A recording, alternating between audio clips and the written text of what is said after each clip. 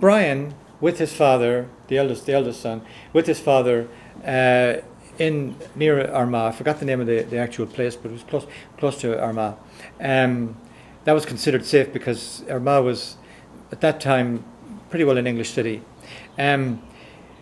Anyway, Hugh had been spirited away to the Pale, and we don't know exactly when, but at a fairly early stage, he may have been in the Pale for a year or so, under Sidney's protection. He was brought over as a ward of the court, the ward of Elizabeth herself.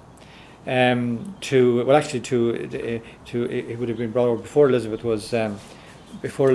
was succeeded as queen, and actually lived in the house of Richard Dudley.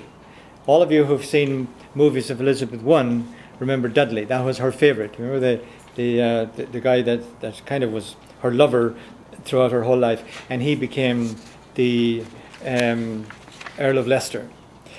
So he was actually raised not in Cecil's house, although he spent a good deal of time in Cecil's house.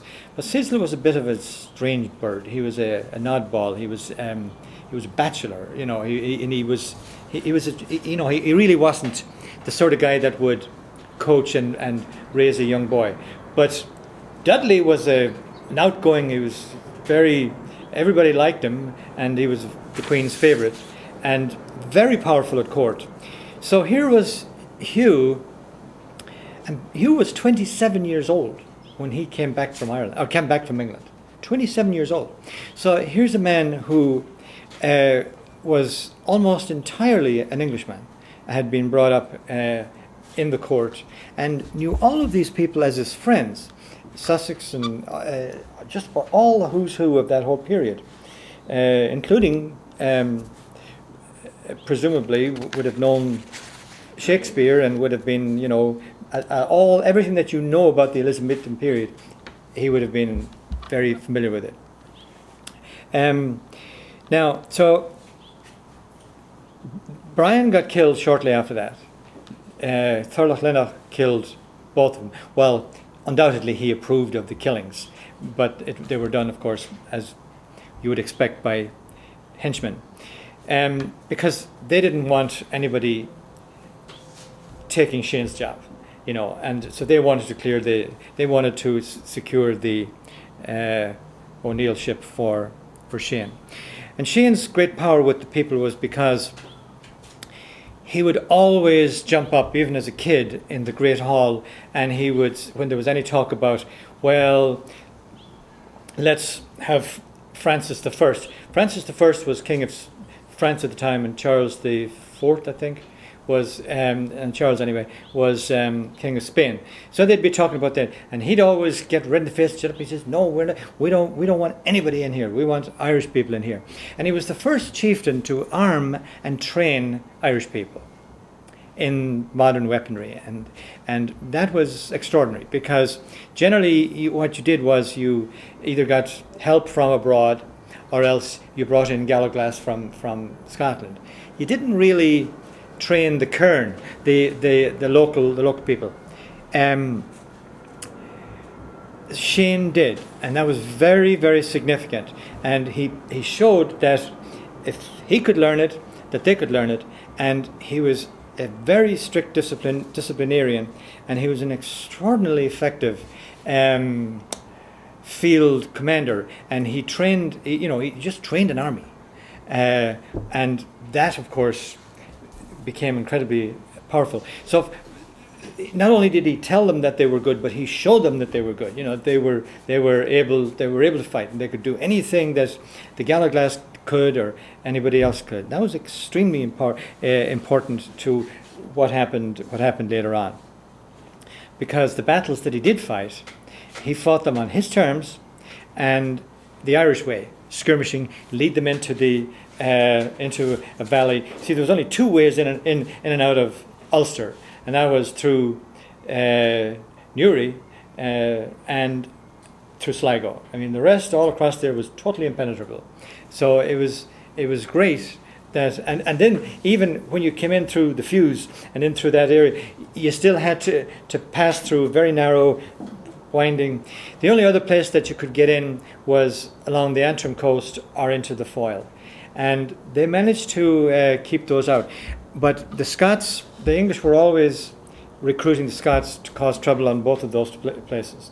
But coming up from Dublin, coming up from the Pale, they were the only two ways that you could get in.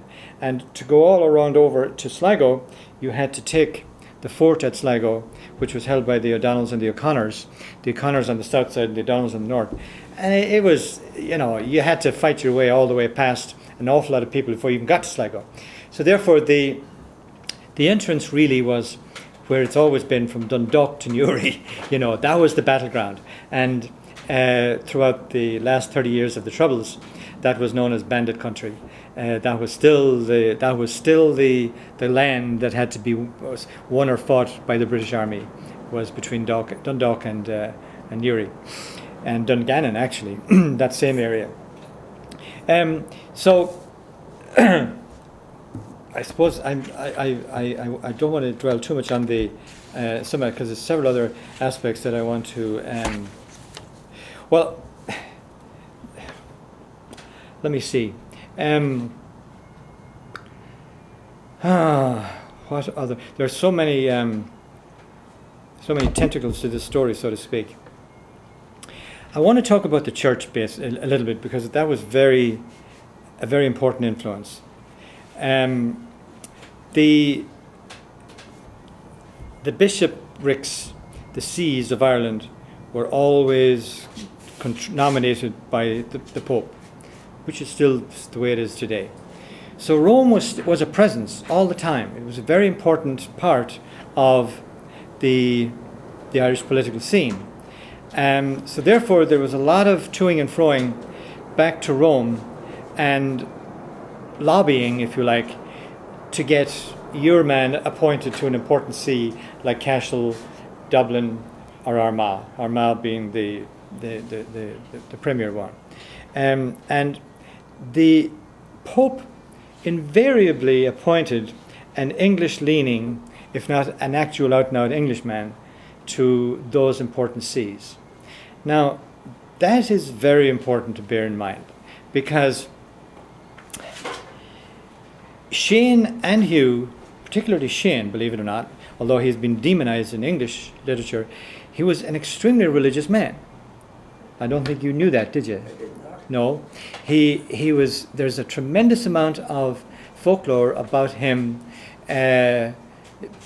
going into churches, and he was very shy about it.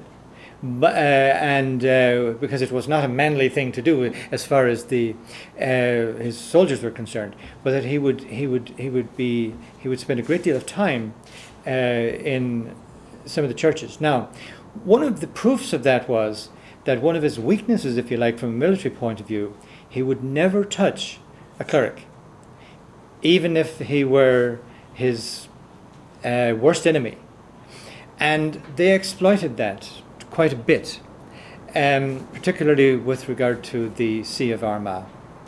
What is the See? It's ABC. SEE. It's an ancient word, but it essentially means the estate of a bishop.